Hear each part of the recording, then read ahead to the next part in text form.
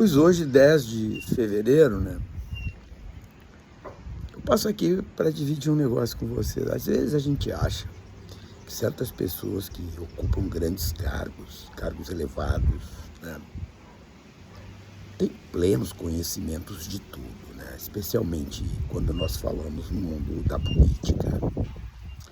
Alguns têm, mas se comportam como se não tivessem.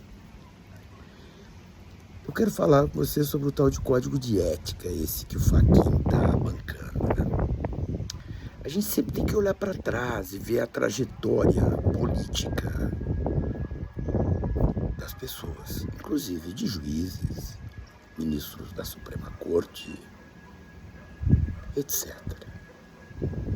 Fachin foi um lavajatista dos mais ferozes. Essa é a grande vantagem do mundo do direito, né? Tudo que é feito é registrado, é escrito, e quem tiver vontade de percorrer a história fará, ou falou-a, como diria o outro. E o Fachin é o que ele é, né? Eu me lembro das decisões, aquela coisa de cunho moralista, né? Eu não tenho nenhum problema em discutir código de ética, código de conduta, da alta administração pública, em que pese em termos de judiciário. Existe no Brasil, desde 1979, vigente a tal de Lei Orgânica da Magistratura, que não exclui os ministros do Supremo Tribunal Federal. E lá existem limites para a conduta dos magistrados, inclusive ministros da Suprema Corte. Está lá, a famosa LOMA. Mas, quando tu vê que no mundo existem posições políticas que se dividem entre a chamada extrema-direita e o resto, o que unifica a extrema-direita, e não estou aqui dizendo que o Fachin é um cara de extrema-direita, acho que não é exatamente essa pauta que é tida como uma pauta de costumes, a ética, a moral. Que moral, Calabari. E vejam bem, né? Quando tu entra num ano eleitoral, num país conflagrado como o nosso, onde o que sobra para a extrema-direita é a discussão moral, esta pauta do Fachin, sendo desejada ou não, é uma pauta que ajuda, sim, a extrema-direita. E os caras atacam o Supremo, atacam o sistema judicial no mundo, especialmente a partir de pautas morais. Netanyahu tentou capturar a Suprema Corte israelense, não conseguiu. Esteve muito perto disso. Na Hungria, capturaram. Na Polônia, capturaram. Na Turquia, capturaram. O Trump tenta fazer isso com o sistema judicial americano. Até agora com certo êxito. Não sei quanto tempo dura.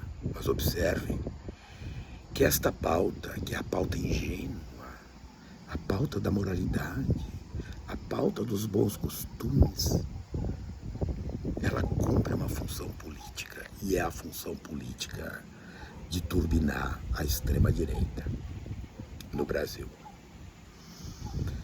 Se eles sabem de política ou não sabem de política, tenho a menor ideia. Se faz porque quer ou porque é um ingênuo que cai nesta cantilena, e não é o único, também não sei.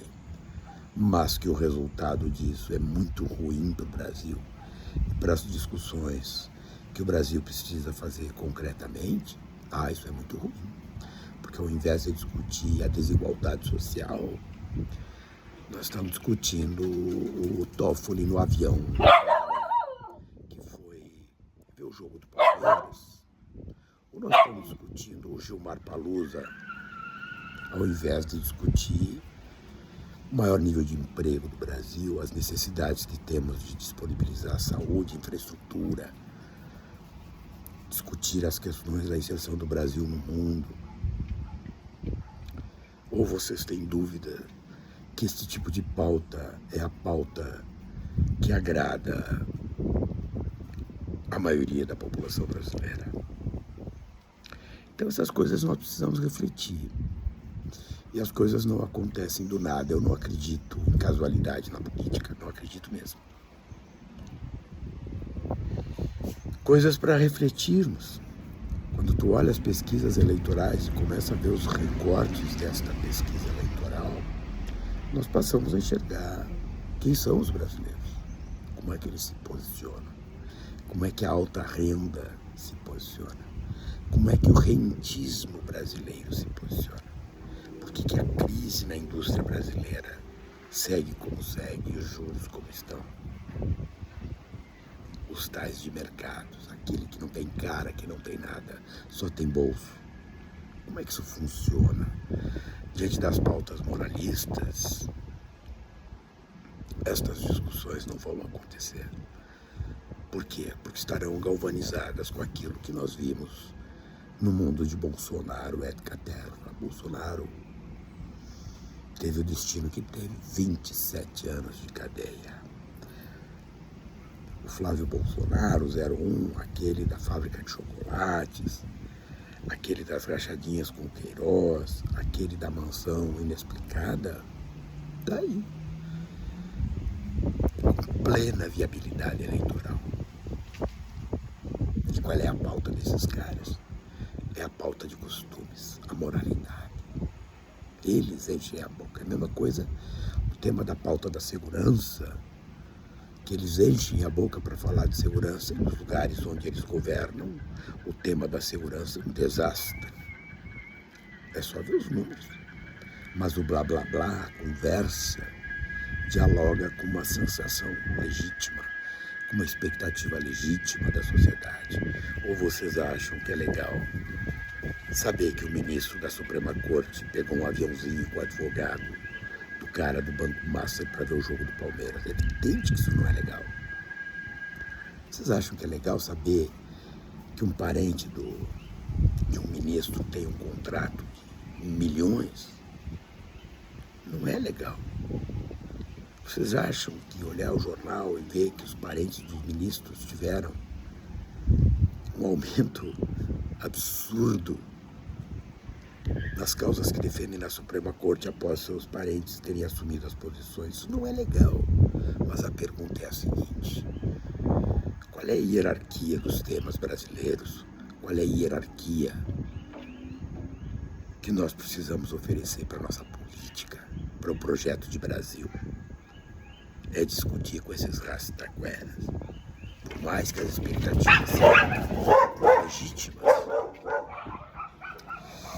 Penso que o Fachin, como fez na Lava Jato, pisou na bola.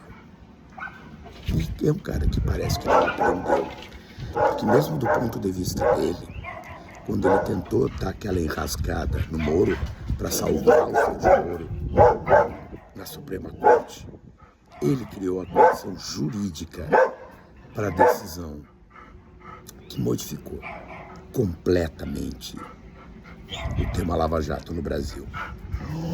Qual é a diferença do direito para a medicina? O erro do direito fica escrito, arquivado, qualquer um pode consultar. Na medicina, às vezes a terra tapa e é difícil de fazer as comprovações que se precisam, né? Pensemos, tem muita coisa pela frente, tem muito incauto de boa fé que cria rolos que são intransponíveis. Vamos falando, né? E tem gente que não vai gostando, né? E eu vou perder 12 segundos de sono por causa disso. Vamos nessa.